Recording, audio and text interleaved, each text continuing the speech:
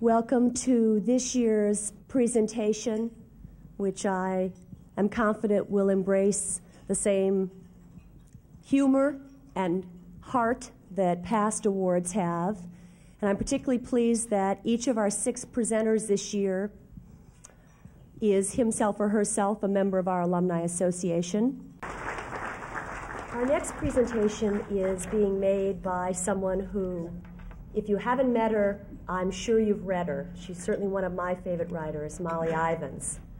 And Molly was also one of the judges at this year's awards and was actually involved in the past with our ceremony back in 1985 when we took our show on the road and we went to Texas. An interesting venue for an awards program like this, and particularly interesting because one of the honorees that year was the indescribable Ronnie Duggar, who was just a remarkable person in terms of his perspective and his wit, and Molly gave the award that year to Ronnie. She has written for Playboy, she's written for The Nation, she writes for many publications and always has something very important to say and says it with a unique wit and intelligence. She's going to be presenting this year the Education Award. Molly?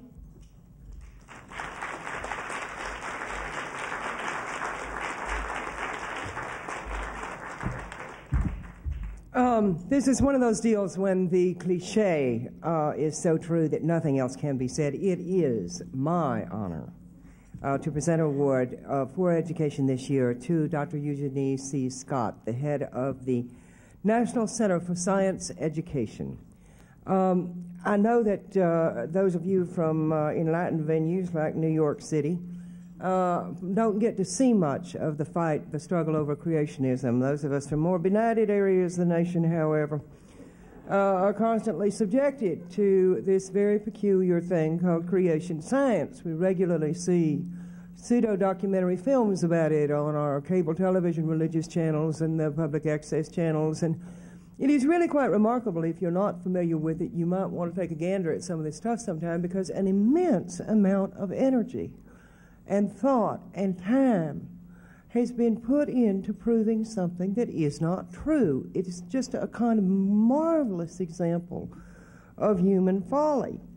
But reasoning with the people who are convinced and persuaded themselves of this nonsense is indeed difficult. And one of the few people on earth who can do it is our honoree, Genie Scott, with intelligence, not just knowledge, but it takes legal understanding. It takes political skill. You understand that Dr. Scott has to parachute into some very unlikely places from Berkeley, California, I ask you. And there she is fighting behind the lines in some fairly grim areas of the nation. And, of course, it would not do for some woman Ph.D. from Berkeley, God help us all, to be leading these fights in certain places in this country, and consequently she is so shrewd enough to, what they do is they provide the information and the legal strategy for local science educators who take the front line and take the front row on this. And it seems to me that I can think of some political candidates who would have been elected to high public office had their consultants only been shrewd enough to follow that strategy. I also want to tell y'all that Genie Scott does what she does with extraordinary intelligence and grace and even humor. She is one of my heroes, and I hope you will join me in welcoming her.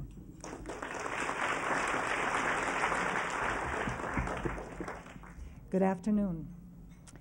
When I'm asked to give a talk about the creation and evolution issue, the first thing I have to decide is what do I leave out?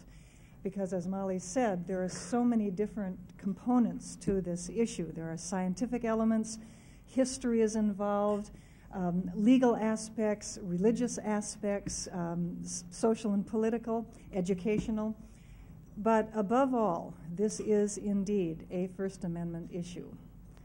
Congress shall make no law regarding the establishment of religion, nor inhibiting the free exercise thereof. Those are very simple words, but they are very hard to interpret. One person's establishment issue is another person's free exercise issue. Let me tell you a little story. It's become one of my favorites in this controversy. A college professor told me, and I won't tell you the state, I won't tell you where she's from because it could be any place, including your state. This is not a NIMBY problem, it is in your backyard. She said she had a group of students in her introductory freshman class who had never heard the E word. Their high school teachers had systematically avoided discussion of any aspect of evolution whatsoever. In fact, they hadn't even talked about systematics and classification, taxonomy, because it was too much like evolution. These students, of course, within a couple of weeks were introduced to the concept for the first time and came up to her, 3 or 4 of them, scratching their heads, saying, "Well, of course species change through time. You mean that's evolution? We thought evolution meant you can't believe in God." And this is the problem that we have in getting evolution taught at the K-12 level in this country. We have a great ignorance about what science is and what religion is, what each of their different strengths and weaknesses are.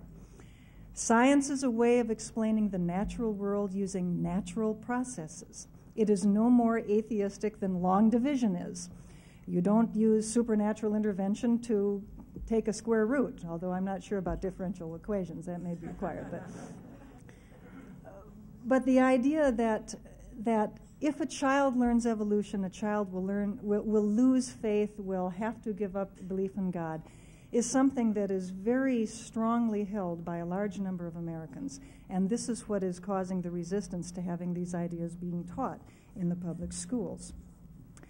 I think because of the very high level of emotion that surrounds this topic, because of this fear that evolution means you can't believe in God, the education of the American public that is necessary from scientists, from teachers, and not to put too fine a point on it, journalists, there's a substantial job ahead of all of us. And I hope that at some point we can reach the point where people will understand that learning evolution is not going to hurt your child.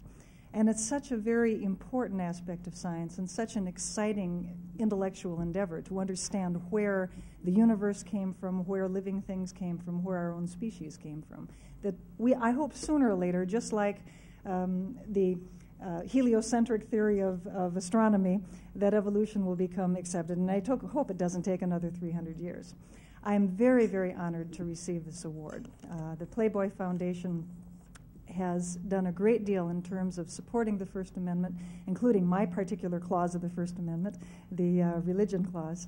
And I could not be more honored to receive this award, and especially to receive it from one of my heroes, Molly Ivins. Thank you so much.